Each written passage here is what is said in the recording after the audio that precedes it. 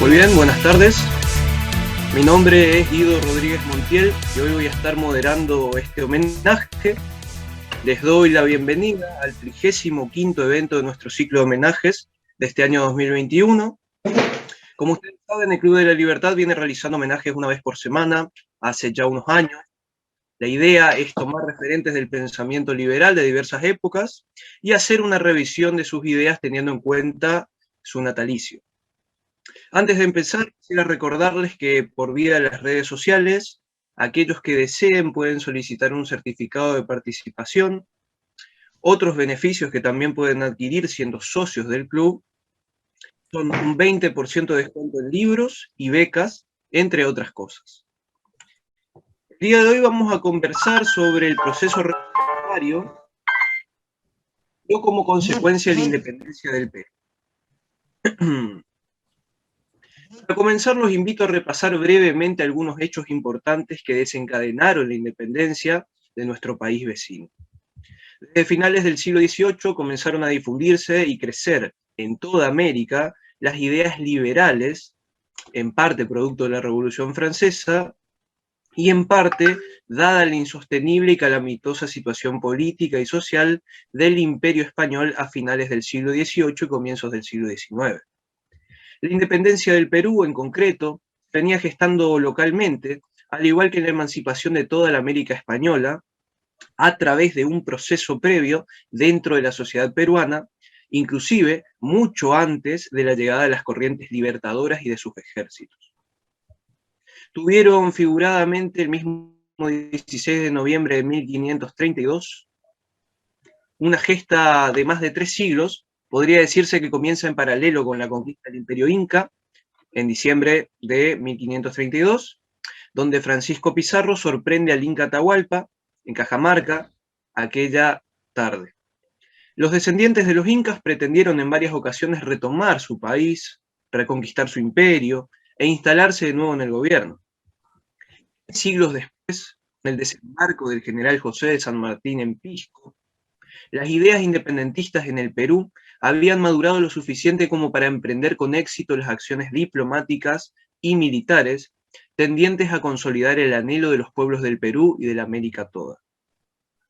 San Martín había declarado la independencia de Chile en 1818 y llegó al puerto de Pisco, en Perú, en septiembre de 1820, cuando el movimiento independentista se expresó primero en Huaura, donde el argentino declaró la independencia del Perú por primera vez en noviembre de ese año. El Libertador dialogó con el virrey español José de la Serna en junio de 1821 en la hacienda Punchauca, a unos 30 kilómetros del centro de Lima. Y según el libro de Historia de la República del Perú, de Jorge Basadre, insinuó la idea de la independencia del Perú a base de la reconciliación con los españoles mediante una monarquía constitucional con un príncipe de esa nacionalidad. Pero el virrey y sus generales rechazaron la propuesta. De la Serna abandonó Lima, la sede del virreinato, y sugirió el puerto del Callao como refugio para otros españoles.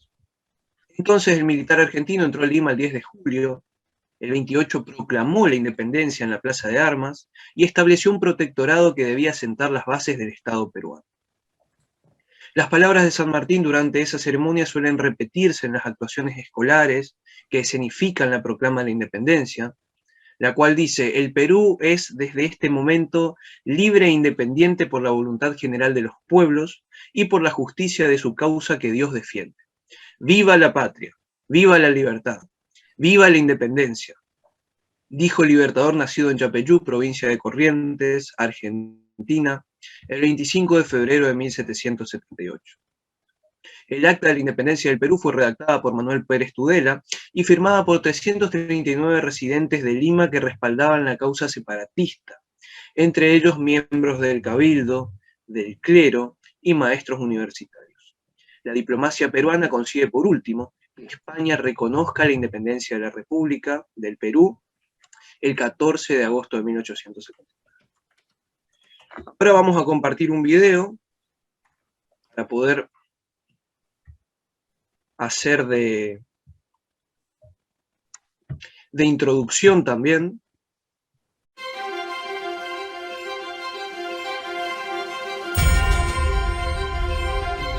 Tras el retiro del virrey La Serna al Cusco, San Martín entró en Lima en 1821 y convocó a una junta de notables en el Cabildo limeño el 15 de julio.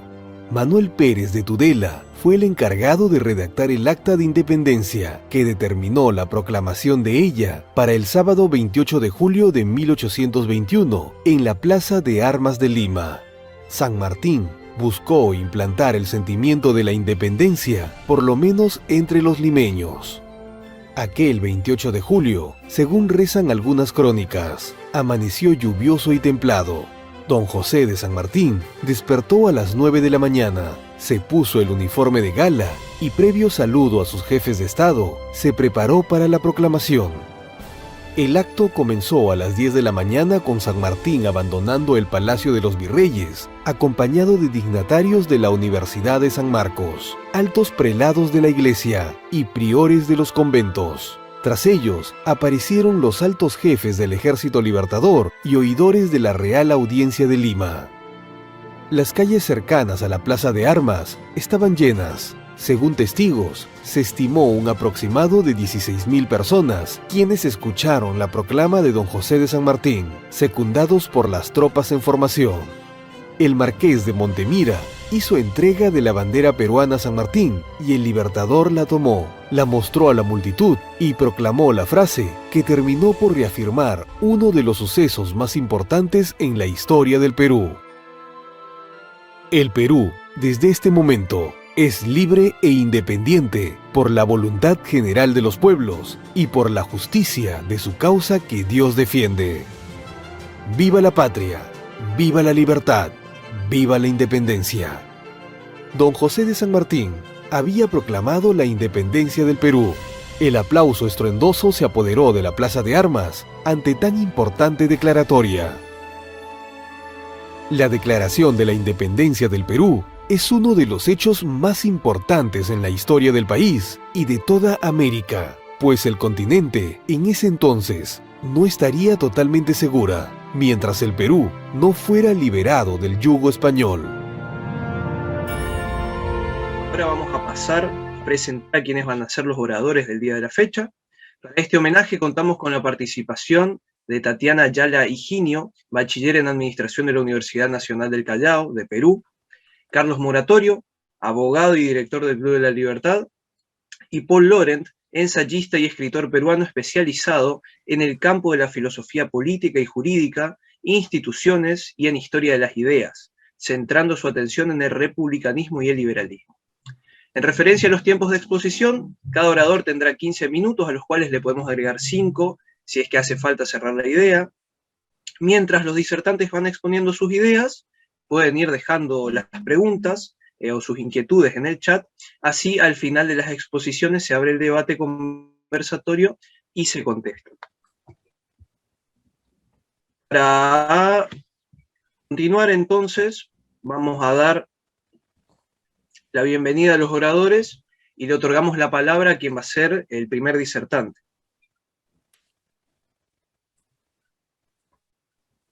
Tatiana. Muy buenas tardes a todos. Agradecida por la invitación al Club de la Libertad. Bienvenido a Paul Laurent, Carlos Moratorio, Alberto Medina. Gracias, Guido, por la moderación.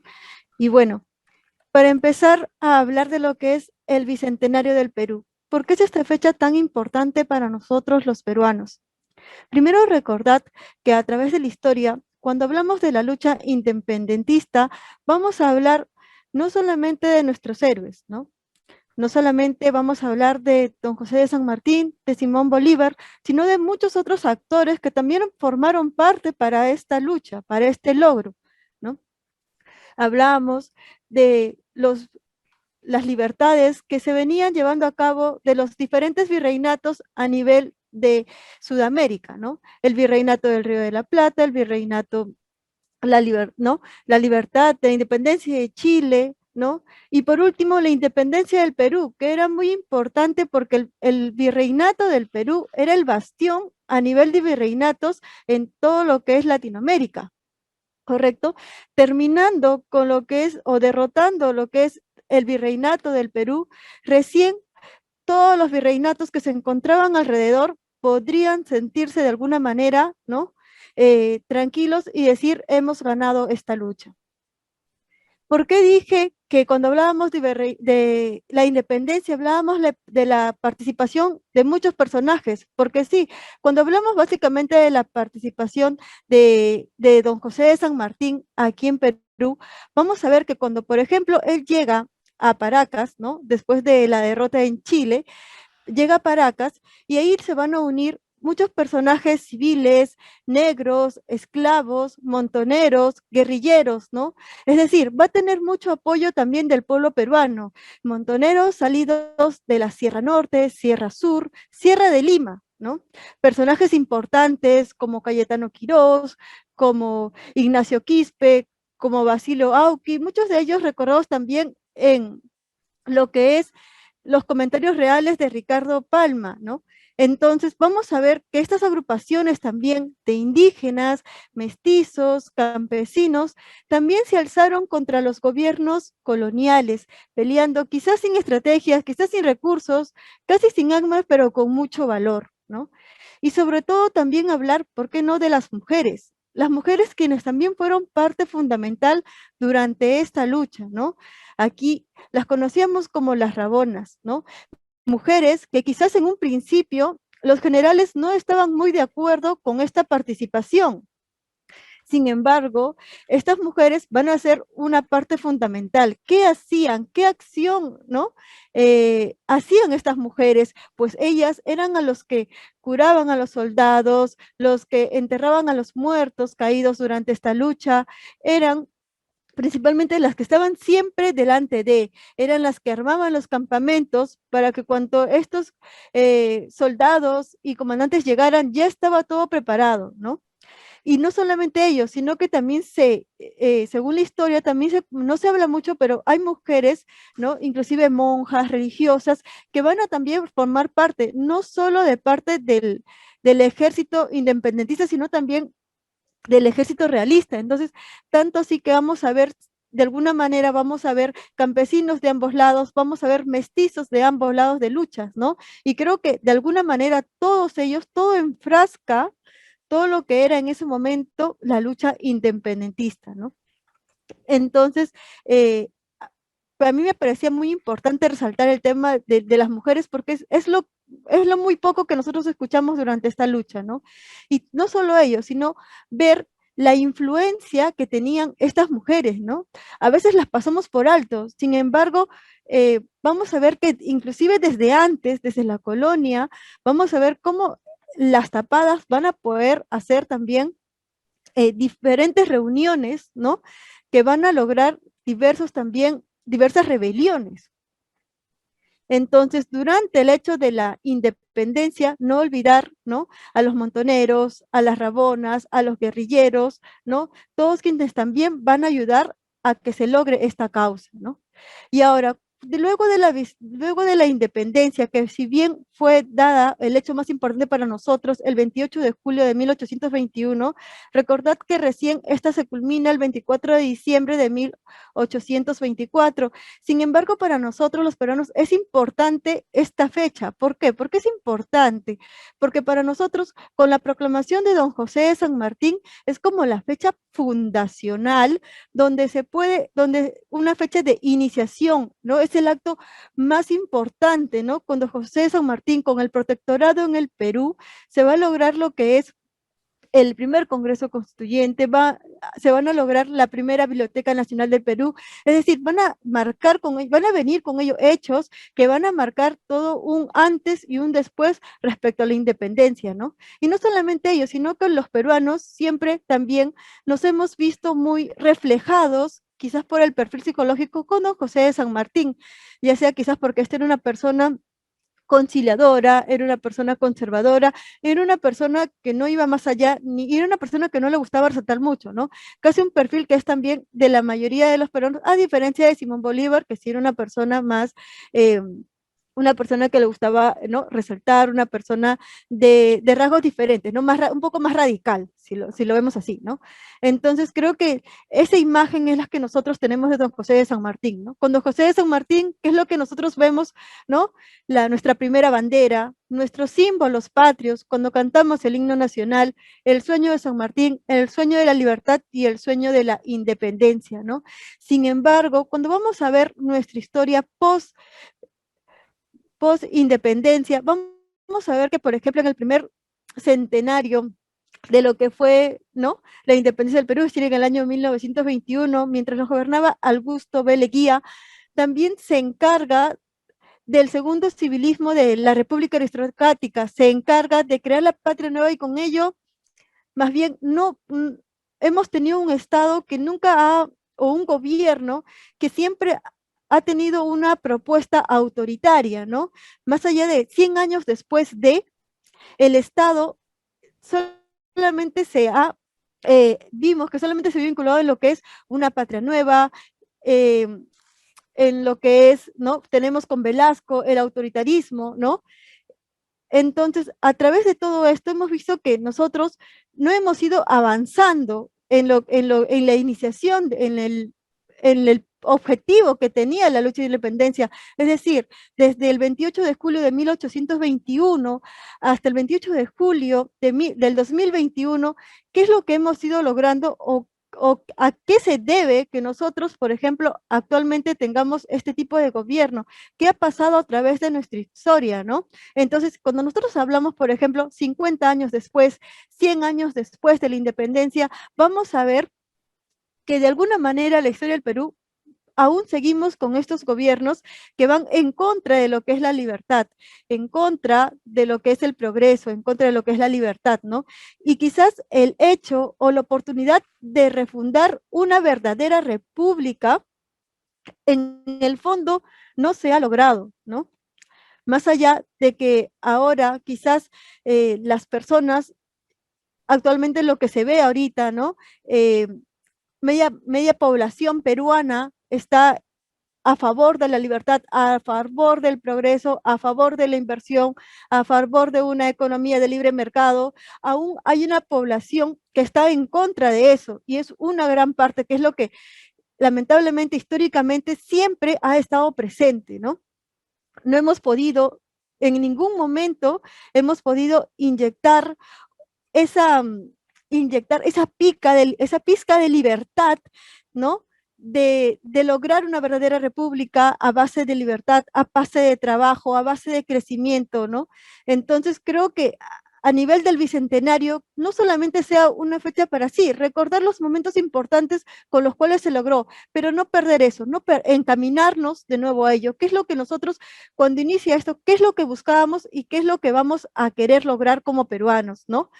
La falta de unidad, no solamente la falta de unidad, sino también creo yo, la falta de educación, la falta de estudiar muy bien la historia realmente, es lo que nos está viniendo y lo que ahora nos está arraigando problemas, ¿no? Problemas que quizás a 200 años vemos presente y es lo que ahora también se puede ver a través de nuestro actual presidente de la República, ¿no? Son las consecuencias de hechos que han venido forjándose poco a poco y que ahora lo vamos a ver ya como una consecuencia, ¿no? Entonces creo que tendríamos que ver este aniversario que no solamente nos sirva para recordar que cuando nosotros luchamos por la independencia, luchamos todos unidos, ¿no? Quizás en ese momento no por una nación, pero sí por un sueño, por lograr la libertad, ¿no? De alguna manera el campesino quería lograr la libertad, el negro quería lograr su libertad, más allá de que a pesar, por ejemplo, de que en la época de Ramón Castilla el negro logró su libertad, pero sigue trabajando para alguien, ¿no? Por la costumbre, él ya sentía esto dentro de sí, al igual que un campesino, al igual que el norteño, ¿no? Entonces, que no se pierda eso, ¿no? Que no se pierda eso. Como peruanos debemos encaminarnos, otra vez, retroceder, decir, ¿cuál fue el motivo de nuestra libertad? ¿Cuál fue el motivo de lograr la independencia, ¿no? Y también nosotros a formar parte de, a nosotros también inculcarlo, a enseñarlo. Si no se enseña, si nadie lo dice, si no está dentro de la currícula educativa del Estado, pues nosotros tenemos el deber de. Muchas gracias. Muchísimas gracias. Vamos a continuar entonces con el siguiente disertante. Ahí lo veo acomodándose. Vamos a darle la palabra entonces a Carlos Moratorio. Bueno, tengo que hacer la pregunta de siempre, ¿se me escucha bien? Muy bien, muy bien. Ah, bueno. Bueno, ¿por qué el Club de la Libertad hace un homenaje a la independencia del Perú? ¿Y por qué nosotros estamos en la Argentina tan consustanciados con el Perú, con su independencia y con lo que el Perú significa? Las razones son múltiples y voy a tratar de explicarlas. Es muy difícil porque en algunos puntos nos une un sentimiento de emoción y de patria común. Y esas son cosas, los sentimientos son muy difíciles de explicar, pero voy a tratar de explicar en mi exposición por qué es tan importante para nosotros la independencia del Perú y por lo tanto la República del Perú. Se habló hoy del tema del día de 28, que es el día donde proclama San Martín, que al llegar el 7 de septiembre, llega a las playas al sur, le dice, larga una proclama al propio ejército, cuando hace pie en la tierra, cuando se le empiezan a acercar cuando se le empiezan a acercar los apoyos y a las propias tropas que él traía en barcos desde Chile. Dice, soldados del Ejército Libertador, acordaos que nuestro gran deber es consolar a la América y que no venimos a hacer conquistas, sino a liberar a los pueblos que han gemido 300 años bajo este bárbaro derecho. Ese es el sentimiento libertador de San Martín. Por eso es un sentimiento que convocó, por eso es una idea que convocó. En la declaración de Pisco, que es donde hace su cuartel antes de avanzar sobre Lima, él habla de que el último virrey del Perú hace esfuerzos por prolongar su decrépita autoridad. El tiempo de la opresión y de la fuerza ha terminado.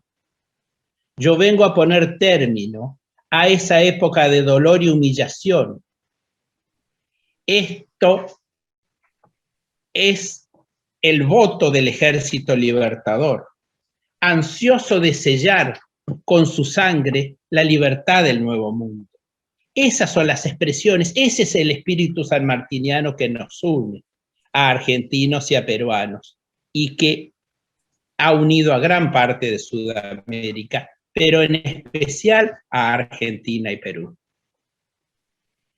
La actuación de San Martín, no voy a entrar en detalles sobre la actuación que hizo como protector del Perú, pero sí que San Martín, luego de la independencia, queda como protector del Perú, quiere definir el fin de las contiendas. Él podía manejar físicamente, estratégicamente la zona de Lima, la capital del virreinato, pero tenía fuerzas españolas de gran número en el interior del Perú, y por lo tanto, él no podía consolidar y cerrar la independencia de todo el territorio actual del Perú. Necesitaba las tropas de Bolívar. Por eso se realiza el dichoso encuentro de Guayaquil. Y en el encuentro de Guayaquil él no encuentra el apoyo para que él siga adelante con la liberación del Perú, la liberación interna del Perú. Y entonces presenta su renunciamiento. Le dice a Bolívar que se va, le deja las tropas en gran medida de ejércitos argentinos, chilenos y peruanos que ya había consolidado, pero que necesitaban un refuerzo de las tropas venidas de Colombia, y se retira y se presenta ante el Congreso Constituyente del Perú y dice: presencié la declaración de la independencia de los estados de Chile y el Perú. Existe en mi poder el estandarte que trajo Pizarro para esclavizar el imperio de los incas, y he dejado de ser hombre público. Y dice más: están cumplidas. Hacer su independencia y dejar a su voluntad la elección de sus gobiernos.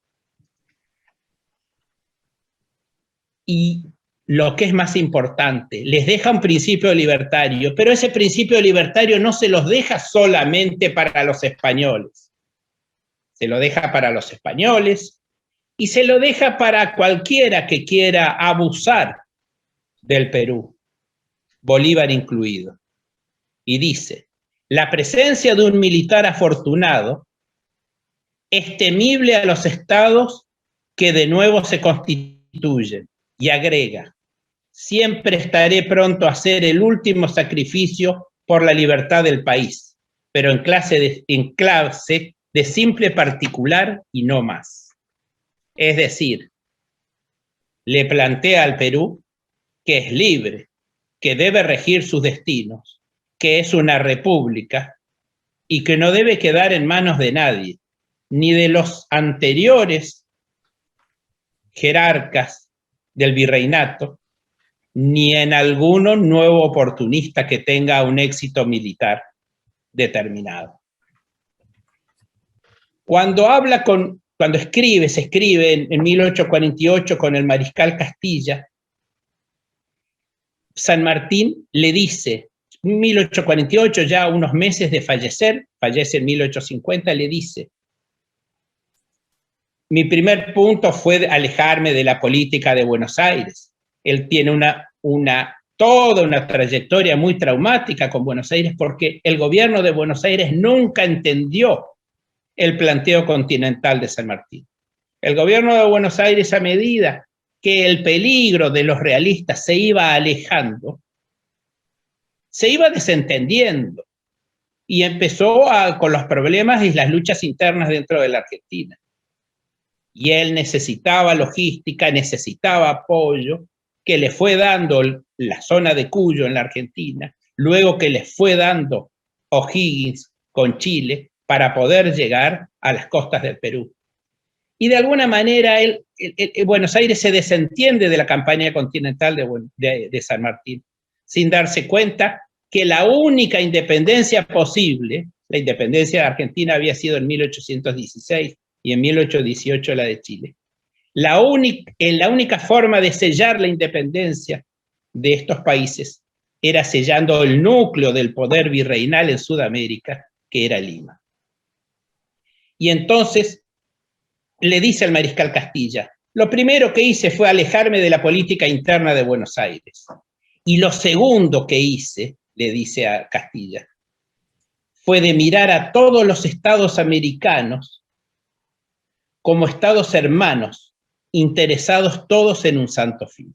Es decir, el respeto continental y el respeto plural de San Martín. Ese es el espíritu sanmartiniano, y por eso no sé si será muy académico y no sé si le vendré con algo nuevo a los peruanos que me escuchan, pero les hago llegar el espíritu por el cual el Club de la Libertad quiere hacer este homenaje a la independencia del Perú, porque lo llevamos adentro, porque está en nuestro espíritu, porque está en nuestro corazón. Tal es así que en el encuentro de Guayaquil, ese que hablamos, donde San Martín le ofreció quedar segundo a Bolívar, Bolívar le dijo que no, y bueno, entonces le dejo las tropas y que usted termine con la independencia del Perú. Bolívar dice: vamos, levantemos la copa por los dos hombres más grandes de América del Sur, el general San Martín y yo.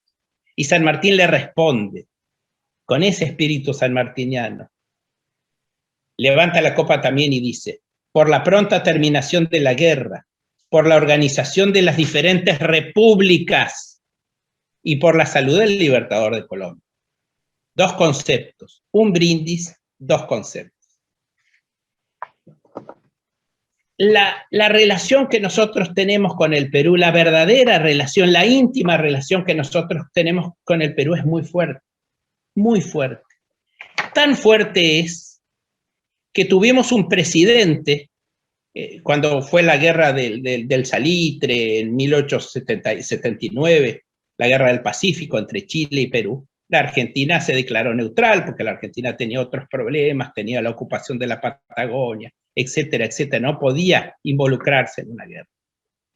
Pero el que fuera posteriormente presidente de la Argentina, el doctor Roque Sáenz Peña, fue y se presentó como voluntario al ejército del Perú. Participó, llegó a general de brigada del ejército del Perú. Participó del triunfo de Tarapacá y cayó vencido a las órdenes del coronel Bolognesi en el asalto al Morro de Arica. Fue preso y estuvo confinado en Chile. Ese es el espíritu de la élite que dirigía la Argentina a fin del siglo XIX. Luego Roque Sáenz Peña vuelve al país y termina siendo, de 1910 a 1914, presidente de la Nación Argentina. Ese es el espíritu sanmartiniano consecutivo, realizado por las distintas élites políticas entre la Argentina y Perú. Y no puedo ser menos, en este homenaje que le queremos hacer a la independencia del Perú, no puedo ser menos que agradecido, porque el Perú fue la nación que más apoyó a la República Argentina con motivo de la Guerra de Malvinas. En ese momento gobernaba la Argentina el doctor Fernando Belaúnde Terry, que fue en 2 ocasiones presidente constitucional del Perú, en 1963 al 68, derrocado por un gobierno militar, estatista, nacionalista y chauvinista, y volvió al poder nuevamente por las urnas de 1980 a 1985. La ayuda del Perú a la Argentina estaba huérfana, la Argentina estaba sin el apoyo de Estados Unidos, que estaba aliado a Inglaterra, estaba sin el apoyo de España e Italia, que querían estar en la Unión Europea y trabajaron para Inglaterra en lugar de trabajar para la Argentina. Estaban sin el apoyo de Chile, que como tenía problemas de límites con la Argentina, prefería que menguara la fuerza militar de la Argentina. Y hay muchos otros que miraron para el costado. En medio de esa situación, el presidente Belaúnde hizo esfuerzos por la Argentina, por el presidente Belaúnde con su primer ministro Manuel Ulloa y su canciller Arias Estela, y el secretario general en ese momento de la Organización de las Naciones Unidas, que era don Javier Pérez de Cuellar, también peruano. ¿Qué hicieron por la Argentina? En primer lugar, el día 2 de abril fue la invasión a las Islas Malvinas, el día 3 de abril al edificio de la Embajada Argentina, antes que lo expropiara Inglaterra, el edificio de la Embajada Argentina en Londres. El Perú le puso el escudo del Perú, le puso la bandera del Perú, y los diplomáticos argentinos pasaron a ser diplomáticos argentinos en la legación del Perú. Y el Perú atendió la representación argentina en Gran Bretaña. En segundo lugar, inició un proceso de mediación que casi llega al éxito con la implantación de una solución que era la retirada de todas las tropas y las 3 banderas, es decir, la ONU, la bandera de Inglaterra y la bandera de Argentina en Malvinas. Y Belaúnde Terry hizo todas las gestiones posibles hasta que la primera ministra Margaret Thatcher hundió el barco General Belgrano y lamentablemente no pudo haber más negociaciones. Belaúnde Terry hizo todo lo posible para lograr la paz, y yo vivo, disculpe, yo vivo en una provincia en donde hay cientos de muertos por la guerra de las Malvinas. Y Belaúnde Terry hizo todo lo posible para lograr la paz y que se terminara esa guerra. Eso lo hizo un gobierno del Perú. Bueno, sigo. Cuando no se pudo lograr la paz, el mismo gobierno del Perú apoyó militarmente a la Argentina con toda la logística necesaria, con la famosa frase de Belaúnde Terry que quedará para la historia de la Argentina y de la historia sudamericana. Dice: el Perú está listo para apoyar a la Argentina con todos los recursos que necesite.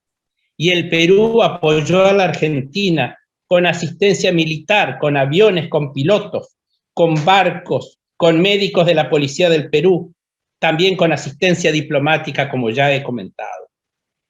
Disculpen la emoción, hablamos de sentimientos, no solamente de cuestiones académicas.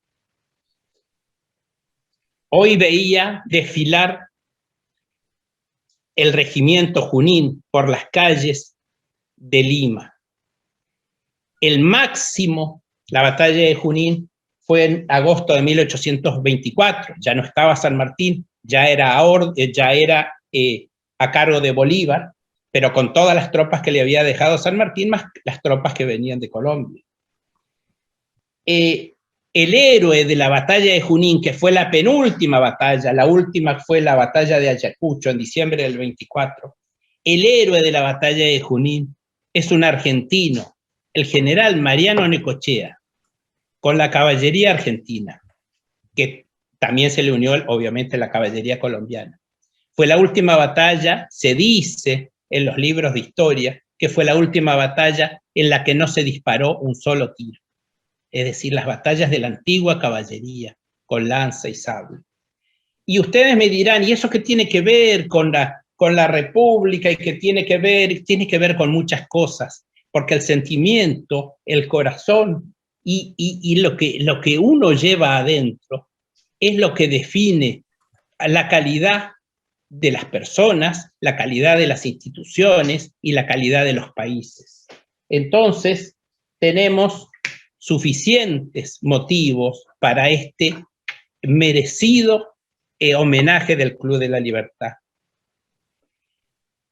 Y yo quiero terminar con una sugerencia. Hoy he escuchado el discurso, escuché completo el discurso del presidente Castillo. Si sigo emocionado es por mi relación, lo que siento por el Perú, no vayan a pensar que me puedo emocionar por el presidente Castillo, por favor.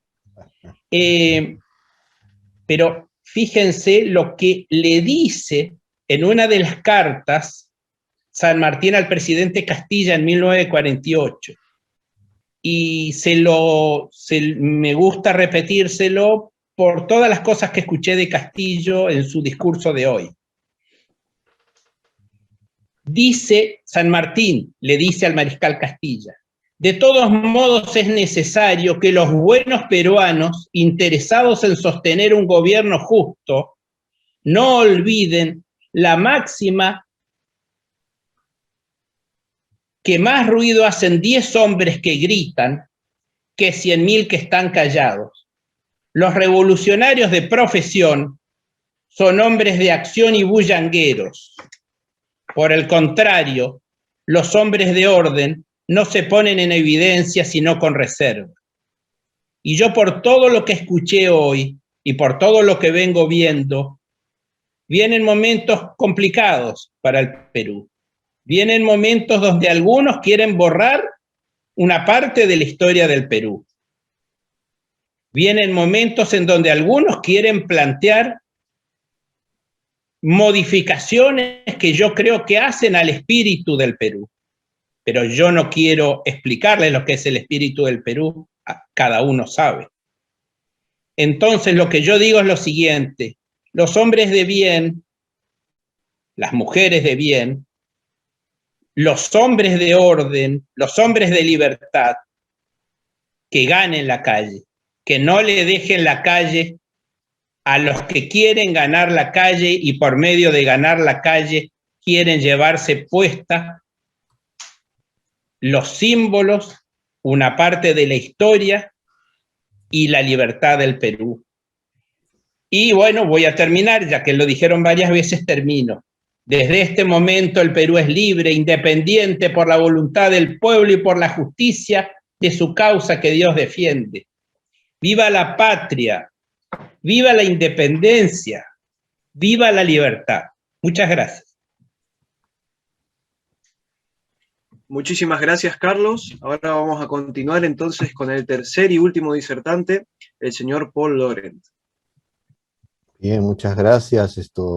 Antes que nada, saludar a los presentes, a Tatiana Ayala, a Alberto Medina, y me he emocionado también con lo que señala el doctor Carlos Moratorio, a quien no conozco personalmente, y aquí le envío un saludo inmenso, porque una de las cosas que más me emocionaron de chico, porque cuando ocurrió lo de Malvinas fue el año 82, yo tenía 10 años, ese es algo que lo tengo clarísimo en la medida en que yo no vivo en Lima, estoy a cierta distancia, vivo en el puerto del Callao, y cuando voy con mi padre, debe ser, no recuerdo exactamente con quién, por la avenida Arequipa, donde queda la embajada argentina, que también es una embajada con una fachada rosada,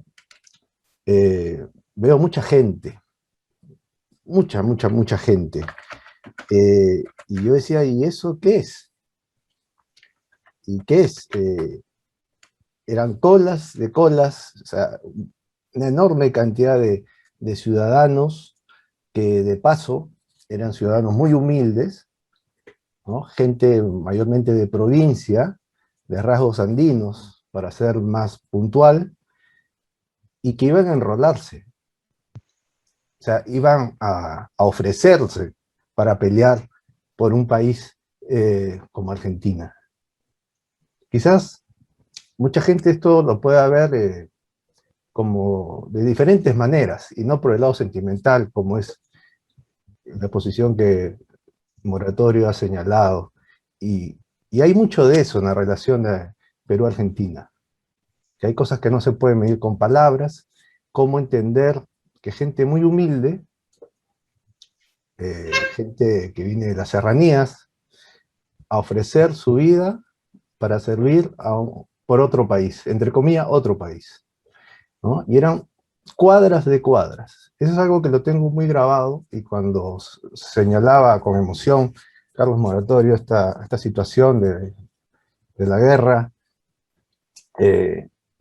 esto me vino a la cabeza en el acto, y siempre lo tengo presente, ¿no? Siempre lo tengo presente. Quizás los argentinos no saben esa parte, solo conocen la parte diplomática, lo de Belaúnde, que es colosal, es inmenso, ¿no? Pero esta parte de la gente, del ciudadano, incluso del ciudadano que se siente excluido, y que hoy en día nos ha puesto en un reto mayor a todos los peruanos,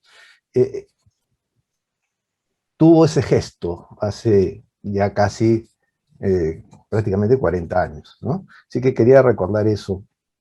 Y bueno, y entrar a mi tema. Mi tema, con relación a la guerra de independencia, mejor dicho, de independencia de Perú, que es el centro neurálgico del poder militar español en Sudamérica, ha tenido muchas lecturas, sin lugar a dudas, ¿no? Pero de esas múltiples lecturas, una de las que más peso ha tenido es lo que suele suceder con las guerras, una visión romántica sobre lo mismo. Y cuando uno menciona independencia, activa inmediatamente la noción de que hay una voluntad de querer ser independiente. ¿Eso es tan así? Yo lo voy a poner eso en tela de juicio. el contexto que se da la situación de la independencia de Perú en 1821, y me voy a basar en una obra del historiador norteamericano David Armitage, que señala que ese contexto de las independencias de la América Española se da dentro del proceso de desintegración del Imperio Español, que es un proceso de desintegración muy amplio, que abarca por lo menos más de un siglo, bastante más que un siglo, o sea, prácticamente 2 siglos. Estamos ahí ante una situación en la cual esta parte del continente se ve afectada por una serie de situaciones. ¿Cuál es el momento que se da este proceso de desintegración y cómo se vivía? En primer lugar, el proceso de desintegración se da porque España obviamente tenía serios problemas, muy serios, que venía arrastrando desde su propia hegemonía como potencia imperial. En el siglo XVI, y ya en el siglo XVII entra directamente una crisis terminal. Y esa crisis terminal, que va a ser muy importante porque hoy día hablamos de naciones-estado, de naciones y demás, y nos olvidamos que hasta hace muy poco el mundo se movía básicamente por relaciones entre imperios, no entre naciones. Y yo quiero que eso se tenga presente para poder entender cuál es el contexto que les quiero ofrecer con mi lectura sobre la independencia del Perú, y creo que eso arrastra en general a las independencias de nuestros países. Nuestros países, o el caso peruano puntualmente, no surge de una visión voluntarista de querer ser independiente. Como lo señalé al comienzo, al ser un centro militar y político del dominio español en esta zona, obviamente la fuerza de esa, entre comillas, independencia va a venir del exterior. Y ese es el motivo por el cual San Martín llega, y después Bolívar, a afianzar lo que se estaba dando en el campo de batalla, ¿no? Las guerras de independencia. Esta situación es sumamente importante tenerlo presente, porque yo creo que va a marcar muchas de las cosas que a los latinoamericanos nos va a ocurrir en líneas generales. Cuando se da la independencia de Perú en 1821, ese proceso de decadencia del imperialismo español en esta parte de América del Sur tiene un correlato socioeconómico bien claro. No es el mejor momento de Perú en ese momento, del virreinato peruano. Hay una crisis económica seria, hoy día se habla ya incluso de una fuerte descapitalización de ese momento, de inflación, y esta situación se daba ya antes de la guerra de la independencia propiamente dicha. Es decir, tenemos una crisis social y económica fuerte, y a su vez tenemos un contexto internacional en el cual el sistema imperial español se repliega, está totalmente afectado, ¿no? Esta crisis terminal de los imperios, hay que tenerlo presente, había comenzado precisamente en el Imperio Español, pero en Europa, al norte de Europa. Serán los Países Bajos, lo que hoy día vulgarmente conocemos como Holanda, pero su nombre original en ese momento, siglo XVI, XVII, cuando se da una larga guerra de independencia en los Países Bajos. Su nombre original es las 7 provincias de los Países Bajos. Va a ser la primera, entre comillas, nación que se va a romper su relación con el Imperio Español. Esa guerra de independencia de los Países Bajos no va a durar 10 años, no va a durar 5 ni 2. Si uno mide el desembarco de San Martín en Perú, en Paracas puntualmente, en septiembre de 1820, y para el año siguiente, en julio, está declarando la independencia. Claro, todavía va a llegar a la batalla de Ayacucho, ya con las huestes de Simón Bolívar en 1824, estamos hablando de un plazo relativamente corto pero sangriento, bastante agresivo, de guerra de independencia. Pero los Países Bajos tienen una guerra con España, una guerra de liberación que va a durar nada más y nada menos que 80 años. 80 años. Y los Países Bajos van a ser la primera nación del mundo moderno, ¿no? Porque estamos hablando de comienzos, la primera mitad del siglo XVII, que va a tener o va a reclamar su propio espacio apartándose de una tutela imperial. Va a ser una nación realmente independiente, no sometida a un imperio. Ese proceso, América Latina lo va a tener bastante tiempo después, ¿no? Y de manera muy rápida, pero a su vez muy diferente. Porque si queremos comparar el proceso de los Países Bajos con con todo el proceso latinoamericano o la América española, tenemos que los Países Bajos eran una sociedad altamente capitalizada. Es una sociedad que se va a convertir en el motor de desarrollo de la Europa moderna. Incluso podemos hablar del mundo moderno. Le va a enseñar a los ingleses el derrotero de lo que va a ser posteriormente una sociedad propiamente dedicada al comercio, al mercado, que va a vivir del comercio y no de la guerra. Va a ser una sociedad próspera. Bueno, nada de eso se da en esta parte del mundo. Es decir, los procesos nacionales, y puntualmente el proceso peruano, no va a ser un proceso con una base social de capitalización, por ningún lado.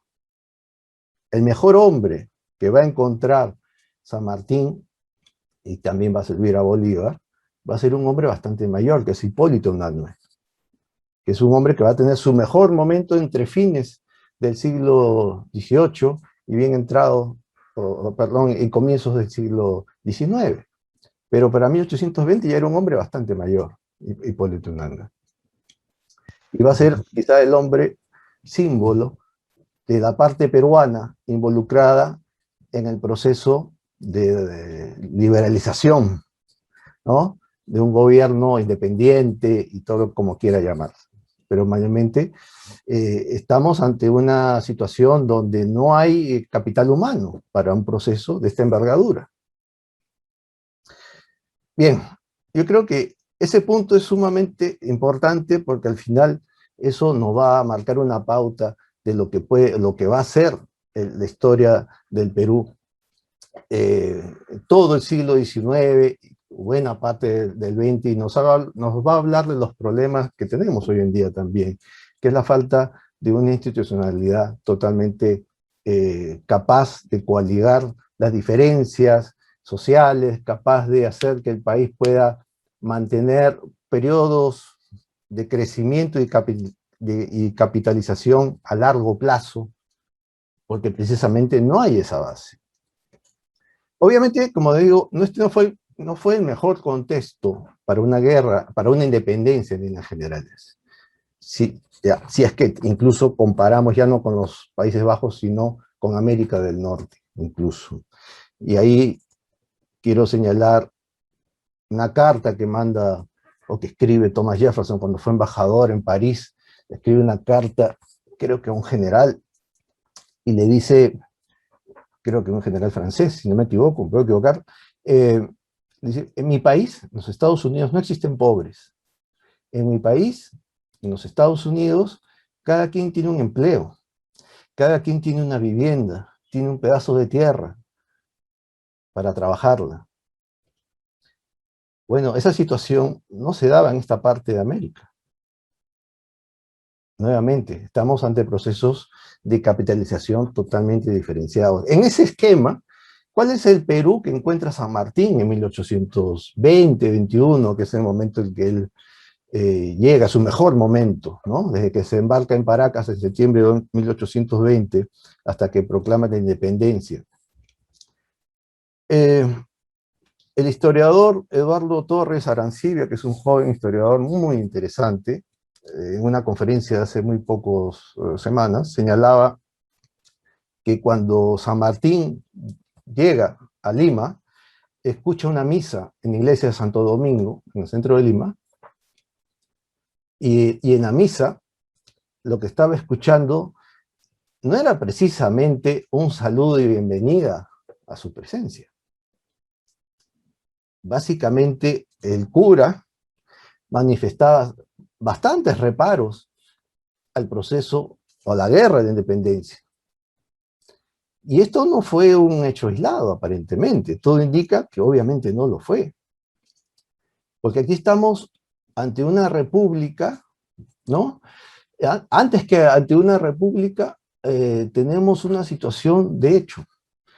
Y esa situación de hecho es que no tenemos una sociedad, no se tenía en ese momento una sociedad con estos, entre comillas, ideales modernizadores que aparentemente, según la narrativa antiespañola del siglo XIX, se tenían. ¿Y cuáles eran?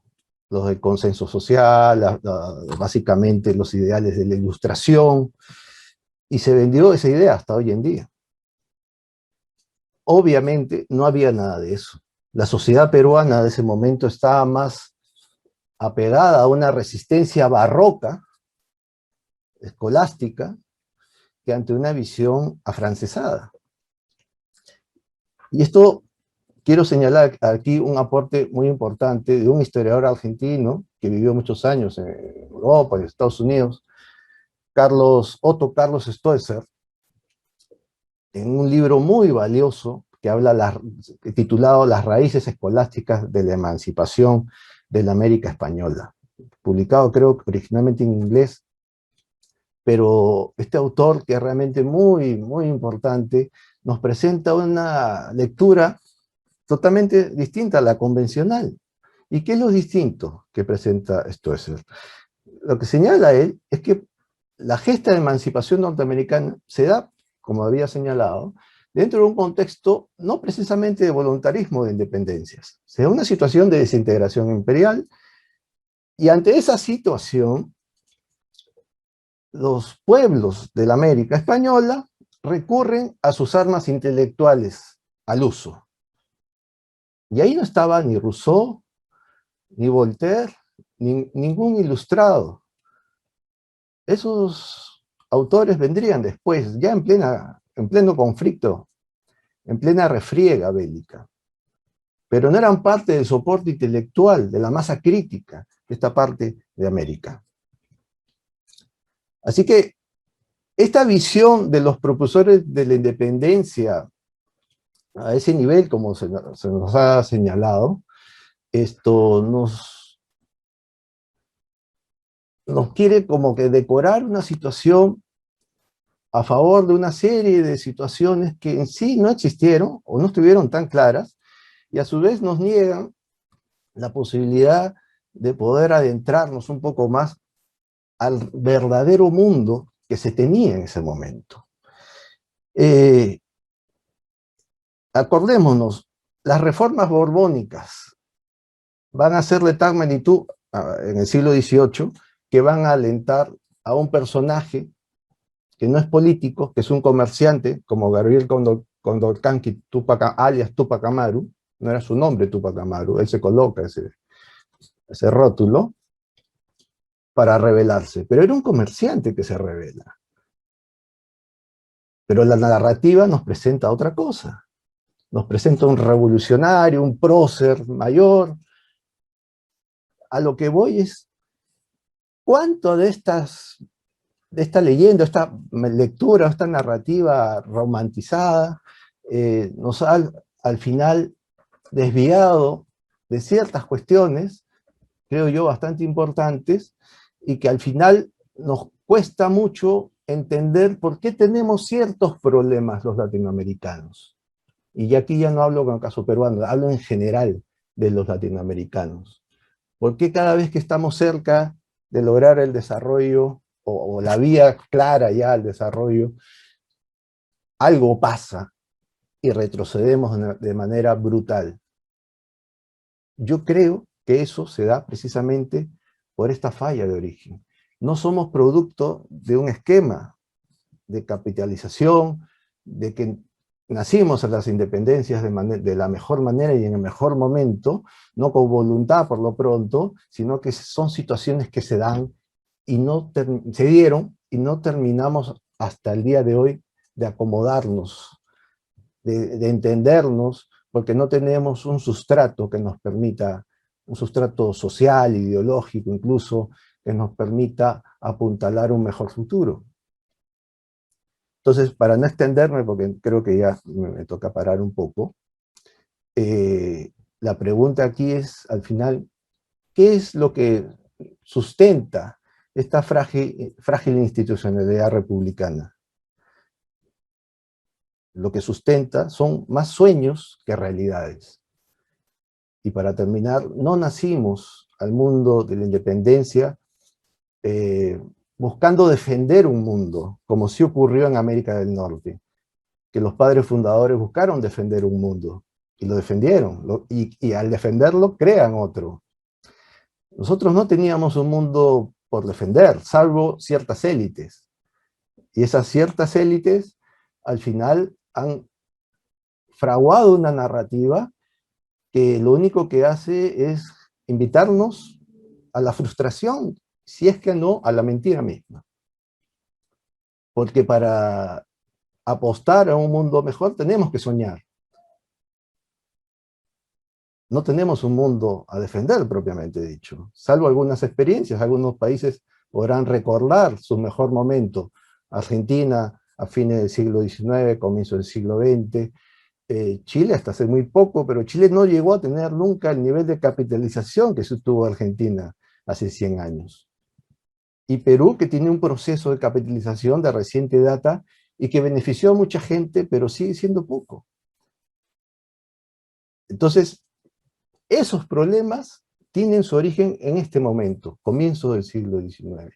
Y bueno, no quiero abusar más del tiempo, así que agradecer, y si hay preguntas, encantado, si no, igualmente. Muy bien, muchísimas gracias, Paul. También le agradecemos a los otros dos disertantes. Vamos a pasar entonces a abrir lo que va a ser el debate del día de hoy. Recuerden que para participar deben levantar la mano para pedir la palabra y esperar su turno. Dicho esto, se abre el conversatorio. Me gustaría arrancar quizá leyendo algunas de las preguntas que han aparecido en el chat, si es que les parece bien, si es que nadie quiere tomar la palabra en primera instancia. Muy bien. Vamos a ir entonces. Pregunta Roberto Rey, ¿cómo evalúa la historiografía peruana la actuación de Bernardo de Monteagudo? ¿Para quién es esa pregunta exactamente? A ver. Está muteada, Tatiana. Carlos Muy también bien, está ahora muteado. sí. Creo que era para mí. Ah, muy bien. Peruano. A ver, vamos a ver. Como lo dije, ¿no? Lamentablemente aquí en el Perú hace falta de historiadores y hace falta de estudiar lo que es nuestra historia. Tendría que aceptar, lamentablemente, que aquí Bernardo de Monteagudo es una persona que, a pesar de ser una persona muy importante que participó en la lucha de la independencia junto, ¿no? Con don José de San Martín, es una persona que está casi en el olvido, ¿no? Recordemos que la importancia de Monteagudo, en un primer momento él no estaba de acuerdo, creía que nosotros no estábamos preparados todavía para poder tener una democracia, una soberanía popular. Él creía que la forma del gobierno republicano no era la mejor o la más sostenible para los gobiernos que recién se estaban independizando, ¿no? Sin embargo, la pregunta me dice, ¿cómo juzga la historiografía peruana? Y yo tendría que decir ello, ¿no? Que lamentablemente, como muchos otros personajes importantes, que era lo que yo también quise resaltar, ¿no?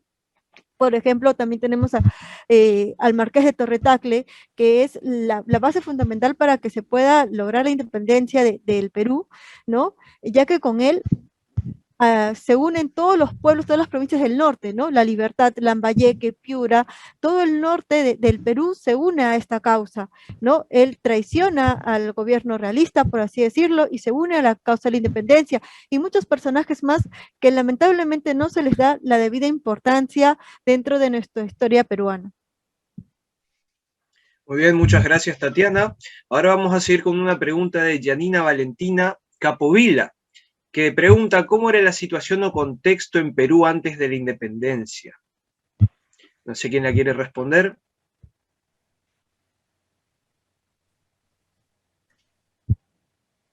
Vamos entonces.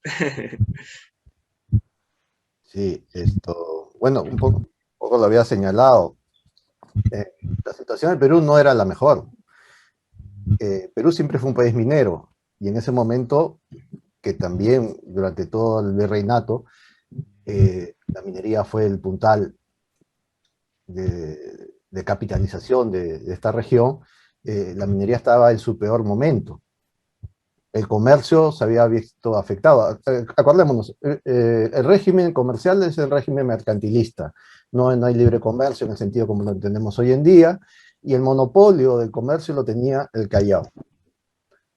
Pero en el siglo XVIII, con las reformas borbónicas, se rompe el monopolio para beneficio, por ejemplo, del puerto de Buenos Aires, que estaba en ese momento en una pujanza muy grande, y va a continuar con ese esquema de pujanza, y el Callao se va a ver afectado seriamente, porque va a perder ese privilegio. Y ese es el motivo por el cual, por ejemplo, Túpac Amaru se levanta en armas, porque es una protesta de un comerciante afectado. Entonces, esa es la situación de esta parte del sur, ¿no? Una situación bastante frágil y socialmente incierta, bastante incierta. No es su mejor momento. El mejor momento del virreinato peruano es el siglo XVII, de lejos. No es el fines del siglo XVIII, y mucho menos comienzo del siglo XIX. Incluso cuando las tropas de San Martín llegan aquí, hay una epidemia muy grande, con gran mortandad. No se sabe a ciencia cierta de qué trataba, si es cólera o disentería, pero hay mortandad por epidemia, producto de los ejércitos, las tropas que se van juntando ante tanto hombre junto. Las condiciones sanitarias no son mejores, se activaron este tipo de situaciones, y incluso se habla que San Martín en 1820-21 estuvo enfermo producto de esa epidemia. Muy bien, muchísimas gracias, Paul. Me gustaría saber si es que alguien más tiene interés en preguntar algo, puede hacerlo levantando. Carlos Moratorio, además de disertante, quiere hacer una pregunta, por lo visto. A ver, ¿qué vas a decir, Carlos? Ahí estás. A ver si anda esta cosa. Habla, sí, se escucha. No voy a hacer ninguna pregunta. Yo solamente quiero comentar, en base a lo que decía Paul, que eso se ve completado, la exposición que dice Paul en cuanto a que se busca la cosa romántica, se busca la idea más allá de la realidad, como una forma de estimular todos estos procesos y de estimular de alguna manera nuestro pasado. Se ve claramente en la literatura latinoamericana. El famoso realismo mágico, aquí anoté algunos: Vargas Llosa, ¿cómo se llama? Juan Rulfo, Carpentier, García Márquez. Ahí está, es decir, ahí está la idea, porque a veces uno dice, la literatura, la cultura no tiene nada que ver. No, se busca esa idea romántica que está expresando Paul cuando estableció esas ideas románticas que tienden de alguna manera a darnos un estímulo, porque la realidad no es tan maravillosa y como algunos libros la cuentan. Eso quería completar. Muchas gracias, Carlos. Vamos a continuar entonces dándole la palabra al señor Roberto Rey, que veo que está levantando la mano, si es que pueden desmutearlo. Sí, hola. Quería preguntarle seguramente a Tatiana o al tercer expositor, cuyo nombre no recuerdo, aparentemente de origen francés, si había quedado algún resabio de la relación que hubo en su momento a través de la Confederación Peruano-Boliviana, si actualmente queda algo positivo o negativo de esa relación entre dos pueblos que por un momento prácticamente estuvieron unidos, sobre todo también a través de la guerra con Chile, etc. Esa era la inquietud, la curiosidad. Sí, bueno, creo que se refiere a mí. Buenas tardes o noches. La Confederación Perú-Bolivia es un periodo corto, pero sumamente intenso, muy interesante. Lamentablemente, al romperse, y digo lamentablemente porque me incluyo dentro de ese esquema, que hubo una postura bastante interesante, yo creo que prometía en el sentido de propia visión del general Santa Cruz, que era un militar, obviamente, que obviamente era un hombre más ligado a los esquemas dictatoriales y todo, pero es un hombre de su tiempo, ¿sabes? Es un hombre del siglo XIX, que asumía una visión moderna, porque establece la codificación civil, por ejemplo. Uno puede estar en contra de los códigos y no, pero tiene una visión, ¿no?, de legalidad muy interesante. Desde ese punto de vista, buscaba modernizar los países. Y el otro punto es que, a ver, Perú es un país muy complejo. Y la Confederación Perú-Bolivia, o sea, a través de su líder Santa Cruz, quizás sea el gobernante que mejor entendió esa complejidad, porque estableció un Perú bastante criollo en el norte, un Perú muy serrano en el centro, y en la parte sur del Perú y la propia Bolivia, que hasta hoy en día son muy parecidos, ¿no? La frontera Perú-Bolivia es una broma, en el sentido de que porque es una frontera en la medida que es la misma tipo de gente, hablan la misma lengua y se dedican al comercio, ¿no? Entonces, es ese mundo que no lo entiende un político contemporáneo. Un político como Santa Cruz sí lo entendió, sí lo vio, y vio la importancia de la unidad, ya desde el punto de vista geopolítico, aunque no me gusta la geopolítica, pero entendió que eso era importante ante peligros externos, puntualmente Chile. Bueno, eso se acabó, y sorpresa, pasado el tiempo, hay una guerra de conquista por parte de Chile que afecta a Chile y a Perú. ¿Qué hubiera pasado con la Confederación? No sabemos, no me gusta jugar a la imaginación, pero solo tenía claro el general Santa Cruz, ¿no?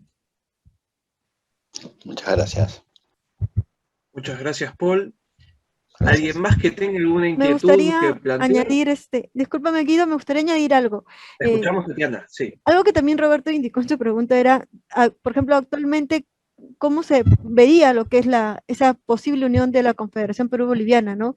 Y creo que si lo vemos desde el punto de vista real actualmente, ¿no?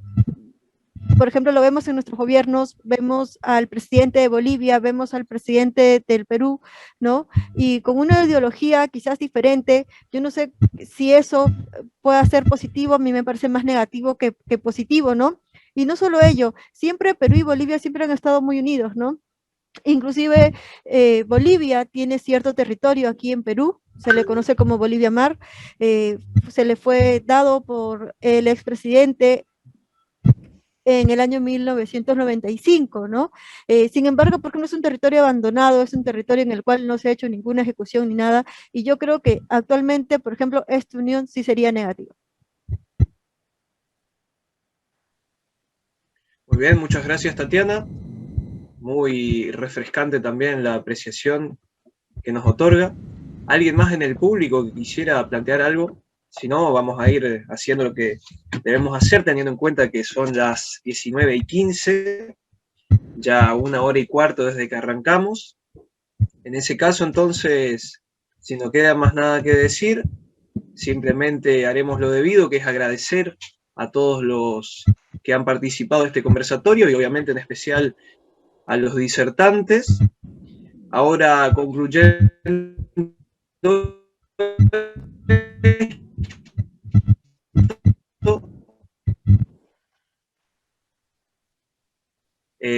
vamos a ir cerrando este debate con nuestros asistentes, la Fundación, escuchando estas ponencias. Así, en ese caso también, muchas gracias a todos y los esperamos en el próximo.